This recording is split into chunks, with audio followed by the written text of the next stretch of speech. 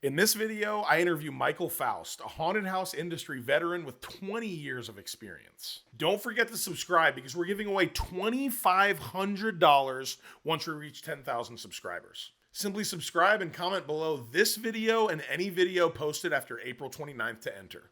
Without further ado, let's get started. All right, man. First off, what's your name and what do you do here? Michael Faust. I'm the general manager of House of Torment and also the head of creative themes and characters for 13th Floor Entertainment Group. Wow, that sounds like a pretty lofty title. Yeah, I just make monsters and run a haunted house. As the nutshell. Okay, cool. As I tell the ladies, yeah. Did you always know that you wanted to do this? Like, how do you get into this type of profession? No, I've always, really liked the arts and crafts, making stuff, in middle school, high school. I would always, always gravitated towards that. And then growing up, me and my brother would always make, home videos, he would be the designer, make this, he would be the film guy. I'd help him write scripts, come up with the stories. So we'd film a lot of stuff. That decided to lend to, well, I want to make my own monsters. I want to start doing things on my own, creating storylines and ideas. And I kind of just fell into this job until we're now like, what is it, 18 years later? Now here I am, I mean, dude, that sounds like a dream. Yeah, falling into a career path, that's just awesome. Some people would think this is a depressing atmosphere to work in every day. Yeah, and that's why it gets dangerous to when you're concepting stuff, because you got to let your mind go to certain dark areas, but you got to anchor yourself to come back from that.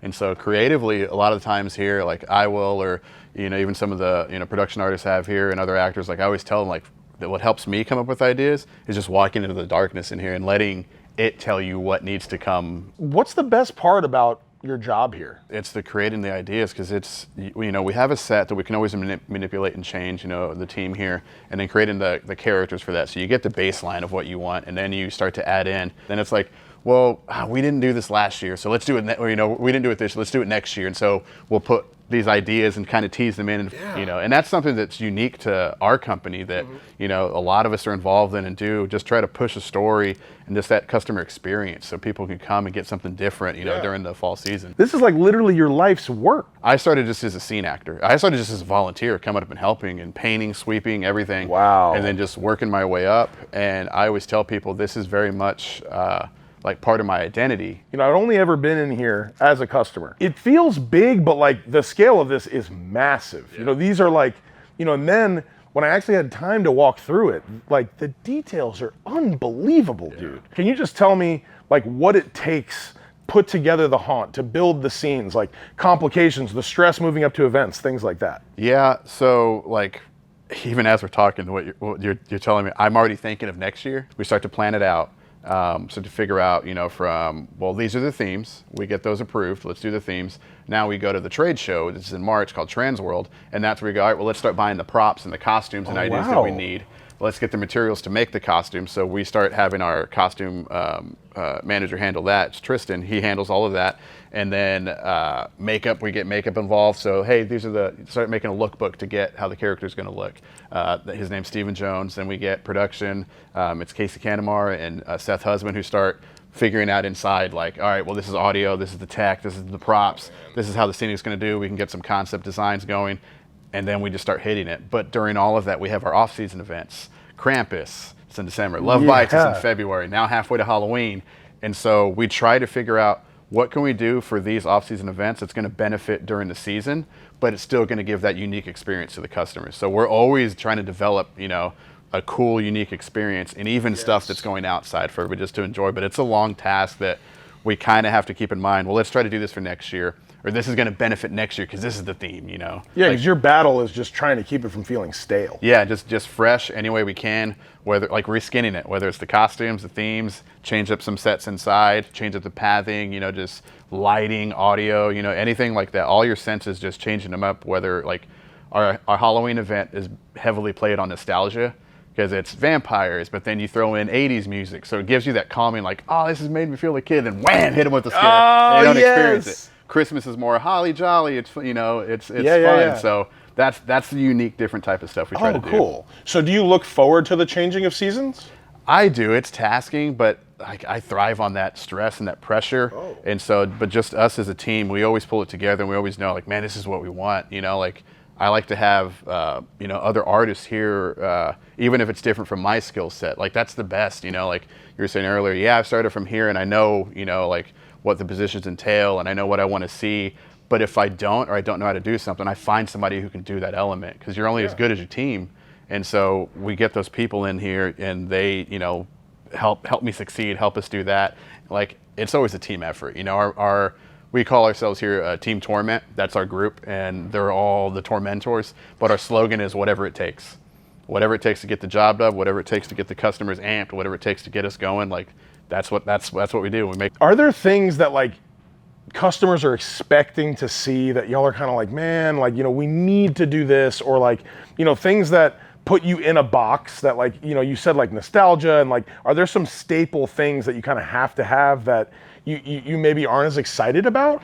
Yes and no. For the most part, like they always expect over the top sets, costumes over that. But when your passion becomes your job, and then that's what it is. So it's like, oh wait, you make something cool, and it's like, oh, I got to make 15 of that. Oh, then you got to put it all through the haunt, because one character in here is the main guy for marketing. So it's like, oh, he's cool everywhere. Well, they expect to see him inside, so we got to put that many of them in there. So we got to make that many of them, and then do big sets. So I think the labor effort of it starts to get a little tasking, but then that's where everybody comes in and pulls their weight. All the team comes in involved. So the creative's always fun, but it's doing the work after that. That's where it's whatever it takes to get it done. Safe to say, like, this is basically the biggest haunted house organization in the nation. Yeah. My question is, during busy season, like, how many people do you expect through on any given night? Every year we expand our dates. Every year we expand. That's why we keep finding new ways to expand, the inside, to retheme stuff, whatever, because there's so many repeats that come through as well. Oh, wow. But every night we keep seeing, we keep seeing our numbers increase, and so because of that, that's why we do our off-season events, because customers, they horror is such a unique business to where it's not just, well, it's just Halloween. Everybody wants to come in. It encompasses everything, from wrestling, from anime, from different other facets of the industry. All of them, converge into horror. So that's why we're always trying to adapt and make, more events for that. Yeah, and I mean, with so many people through, I mean, it's safe to say, let's just say 1,000+ people on a busy night. How big of a staff are you going to actually have here working that event? How many people? Actors, we can have anywhere from like around, I want to say like, depending on the night, like 80 max, maybe some more. 80? But that's insane. But we have 3 attractions here, so you got to think of that. Then we have the management staff in there. Mm-hmm. Then we have our midway monsters outside who are entertaining people in the photo ops. So it's a lot of different, and that's just that's just the acting. Then we have our event staff on the operations side, from the tickets to our retail store, from photos. So it's a lot. That is nuts. I mean, so you're like managing, like, if you were in like a corporate job, I mean, you basically have hundreds of people below you.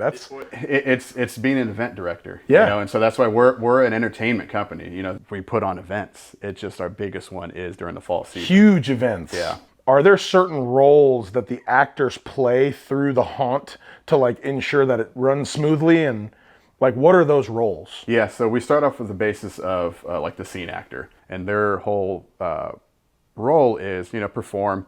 Always say, make sure the customer is safe, and then they're entertained. Safety is always paramount for us here. And so they're in scene, they're making sure the flow is going how it should, always from point A to point B, so the customer is going that way. If they're not, they'll scare you a certain different way to push you to make sure and not break character. And the scene actors are planted in the scene. Yeah, and then you have, and each haunt is separated by zones, like almost 4 zones depending on the size of it. And from there you have a runner. Now the runner is a little more seasoned veteran. They've been with us for a while. And so they know, oh, these are the areas I hit. And so they just figure 8, so they just keep hitting that. They check on the actors, they check on the performance. They'll radio to their sweeper now. The sweeper is essentially a attraction manager. They make sure everything is going right. And so then the performance manager, who's over all 3 haunts, just has to come and talk to the sweeper. How's everything going? Oh, it's going great. Well, Mike came through and said it wasn't good. Or customers are complaining. They said this area fixed this show. Or our control room, there's cameras that we have throughout all of the haunt. They see, hey, there's a bottleneck here. Can you fix that? Wow. Come in and fix it. Come in and, hey, stop scaring from the front. Don't do this to a customer. Let them pass. Is that real time? Yeah. Wow. Yeah, so they're constantly seeing it. And so from there, they're radioing that. We run in, we fix it, fix the problem, and keep it going. Because everybody always complains like, oh man, you're putting this a big conga line. You're putting this in, you know, there's just such a huge line. Hey, don't come, we're busy. Like, I know, but it's just like, and we try to do it. But the most random factor in here is customers, because we can't anticipate anything they're going to do. And it's free will, you know. So they come through and they're like, oh, this is cool, you know. So hey, don't touch the props. Yeah. You know, hey, well, there's now that little 5 seconds just added 5 seconds between the minute we put between the group. So it starts to slow down and it bottlenecks. So we got to find a way to fix that. Phones too. Yeah, exactly. Phones that pull the phone out, record. So one way we fix it: fire up a chainsaw, put them in the back, go. Yeah, yeah, that clears them out. Yeah, that, or we'll slide at their feet. You know, I'll dress up every once in a while, but that's one thing: slide, get them going. Nobody likes their feet getting messed with that low. I love that. I mean, some people like their feet getting messed, but yeah, that's one way to push them and get them going. So that's awesome. It's all about flow control is the main thing in here that we teach the performers to do, and then also performance safety. Awesome. What are some misconceptions about your career, your job, about just being an actor in a haunted house in general? It's hard to do. Like I said, this is my full-time job, my career. It's hard to get to that point. So a lot of people want to immediately do that. But I always try to tell them, is like, you want the job after the job in front of you right now. You got to wait. I'm 42. It took me years to get here. I worked retail countless times just to do this. And this was, like I said, my passion on the side. Turned out my passion is my paycheck now. And it's fun, but it's getting to that point. But you got to walk the road before you get to start doing this. And that, for me, that's a big misconception that I find with a lot of kids who, they're in their teenagers, like, I want to do that now. Man, you got to wait. You got to. You know, you've been doing this so long, it seems like you're doing a lot of training and a lot of mentoring. Can you tell me about, like, you know, how do you train people for all of these different roles? And, you know, how do you kind of like view people? I know you told me there was like some people that were young kids that would come here when they're younger and then end up working here. I'd love to hear all about that. I grew up very religious, you know, just all throughout my life, and even still now. And because of that, even still now, that's kind of surprising. Yeah, and that's another misconception, you know, because they're always like, oh, evil dude, or it's like, well, no, but that's what I was speaking of, the anchor that pulls you out of the darkness that you're holding on to. That's great. And so because of that, I always looked at it as in, well, there's an opportunity, not to you know, like spread faith or whatever, and like, but to like you said, mentor people, because I do see people. There's a few here to where I see myself. And I wish somebody would have told me, hey, don't do that. Or you got to watch out for this. But what I always learned also from working retail, man, I've worked Black Fridays. I've worked Hot Topic, Spencer's, Vans, all of them, Party City. And so working a Black Friday, getting mad and getting angry. Yeah. One thing I always taught is intensity. So, man, you take that, the customer saying this to you or this, whatever, somebody cutting you off and driving up here, your parents yelling at you, whatever. You take that and you ball it up. You hold on to that. And you use that as intensity, and you bring that in here every night. And when the customer is coming through safely, you unleash all of that. Oh, that's amazing. And because of that, like even now I get a rush because it's like, you know, I can't wait for we're open to do that. It's an outlet. Exactly. And if you can control that, that's a focused energy of anger. Well, then, man, you get the negativity out of your own life now. Yeah. And you're just putting that out there and you know, and putting a good show. Customers don't see that. They just like, man, that guy was insane, you know? And so that's the other aspect of it as far as like teaching or showing people like, man, you got to control it's like the Hulk. You got to control your emotions and let the beast out every once in a while. Yeah. Dude, I didn't expect this like reading rainbow warm fuzziness from a bunch of freaks that work in a, you know, haunted house. That's amazing. Yeah. Is there ever like some really like bizarre stuff that goes on like during haunts or even leading up to like making them and stuff? Yeah. we have, like last week I was walking to hit off some lights all the way on the third attraction, all the way down there. And in a group chat I have with everybody here, I heard a growl down one of the hallways. Everybody's always saying, I don't want to go down there. I don't want to. And it's a big prop called Hallway to Hell. Whoa. And it's down the back egress area of it. And so I heard a growl and I was like, come on, man. Like, and I immediately messaged Casey, Seth, everybody. And they were like, there's no props that are, well, this prop is on. I was like, yeah, but that's not the growl. And so I was like, oh, well, I'm out of here. How do you measure the success of an event? I think for me, it's going out. I'll say it, stand at the exit of the haunts and be like, hey, what do you think? Oh, well, I want to change this. I want to do that. But everybody's their own critic, you know, like I wish there was a Rotten Tomatoes of haunted houses, you know, Oh, yeah. because there's so many different review groups online that it's like they're peers. And I want people who are outside of the industry to do that. And so we'll gauge all of our customers outside. We'll look at our online reviews and then reach out to them and see, well, what can we do right? Well, hey, maybe we need to fix this. So let's fix that for next season. But for me, it's customers. It's my staff. If they're happy, like their morale, that's a level of success. You know, our numbers, if we've grown, you know, just overall. But I think it's mainly for me, it's the customer's reaction. They're happy, they're not happy, and same thing with the employees, the morale. I want to know, it's someone's first time here. What is it that you want to impress upon them? Like, what do you want them leaving here with? What should they get out of here? Entertainment. Like, don't leave your preconceptions at home. Like, don't come here thinking, well, I'm not going to get scared. Well, I'm not going to like that. Well, you may not. You may get entertained. All right, so I see this cold, hard, goth exterior. I want to know more about you as a kid. What were you like? Growing up during the 80s, all the satanic panic. Yes. 2 times my toys have been put to the curb and just gone looted through, from Transformers, Silverhawks, everything, games, everything. And so I think that's why I'm the way I am now. Like, I collect toys, comics, all of that. So it's almost in a way reclaiming your childhood. Yeah. You know, even being religious, like I said, my grandma had a church in Montopolis. So I remember when I wasn't in school, I would go on trips with her down south in Montopolis to visit people. I'm playing with some kid I never met. Meanwhile, she's in there praying and stuff's just going crazy in there. So, and then we'd leave. So it was a lot of stuff like that. Yeah. And then retail, and now I'm here. Is there any specific moment that you can like look back to that like you just knew you loved the dark side, or like it was gradual? How did that kind of all go down? As a kid, my dad would always make sure we saw horror movies. He had a big armoire full of VHS horror movies. And what stuck with me the most was Creep Show. Skeleton with eyeballs and hair. That just terrified me. So I would make that and use that to scare people. That's amazing. There's a movie, House, where Richard Mall played a huge, giant, Big Ben army soldier. That's my character now, Sergeant Graves. That terrified me, so I became that to scare people. Wow. And that's how you get over it. Like, that's how I got over a lot of that fear. Yeah, and I love hearing that, because you're like, you know, like all the things that like really creep me out and make me uncomfortable, I'm gonna put others in that situation, and you're so much better at creating these scenes. Yeah. You're a monster. You're just repeating the cycle. I love that, man. Okay, so when you're getting into this field, it's not a very conventional field. Did you have like the support of your parents? Yeah, because they thought it was interesting. It was an outlet, because I started doing it when I was 25, like in the industry. That's when I started in 2005 with House of Torment. And I started to you know, we'd come home and show them like, hey, working on this. And they saw it as in, that's cool. You get to do what you love. You're working on that. And it was just a hobby then, and slowly focusing, slowly doing it. But even now they're supportive. My mom will always bring our little niece up here to walk through. I think she's like 5 or 6, but she loves all spooky stuff now. She always wants to go up and see Uncle Mike and go and check out the store. It's like, that's just a future employee. Did you have any, like, as you're going through this career, were there times that you like doubted you were in the right industry, or like questioned if you should change careers, or?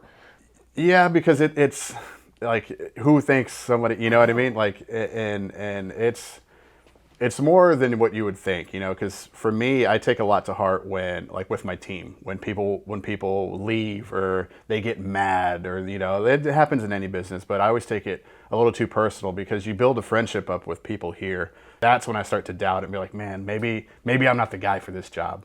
But then I sometimes think, well, like, I've been here. This is a part of my identity, so maybe I'm the only guy, and I want to protect people and do it. So then that's another reason why I want to stay here, because it's ingrained in me and I love it so much. What I get from you is just like the culture that you're cultivating here. Can you tell me, like, what is that culture that you want to just kind of permeate everyone and everything around here, and how important is that to y'all's success? To want to be here and want to help out and make this place grow. Like, man, it's Halloween. You know, that's so innocent, putting on a mask, disguising who you are and terrifying somebody, but then knowing that it's just fun. It's just, oh, it's fun, you know? Yeah. But we can do that on a professional level. Like, the amount of costumes and masks and budget we put into our looks is insane. Then the sets and everything, it's like you're walking through a movie. So, I mean, honestly, what I get from you, and I think is very admirable, is, you know, taking all monetary concerns, like, you obviously have to make a living, but you've always seemed to follow your passion. Would you say that's true? Yeah.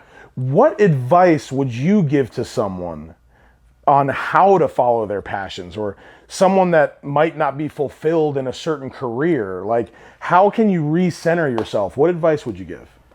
Don't follow. no. Take the easy way. Just stay what you're doing. No, I mean, be prepared to roll with the punches and the hits. To know that you may leave some people behind. Not everybody's going to follow you on that journey. But you'll meet new people. That's what I've always tried to go on. Don't take the easy way out. I want to go where I haven't been, and the obstacles will come at you, and you just got to prepare yourself for them, work on them, and you learn about yourself. Spend some alone time, but figure out, like, if that's what you want to do, then you got one life. Why not shoot for that? Why not try that? Totally. And like I said, just be prepared that not a lot of people are going to go on that adventure with you, but if you got a strong support system, a strong family, friends, they'll be there to support you. They'll help you out mentally, emotionally, anything you need, but just keep at it. If that's something you want to do, then don't let anybody tell you not to do it. I love that, man. Gives me freaking goosebumps. And it sounds so simple, but it's terrifying. Yeah.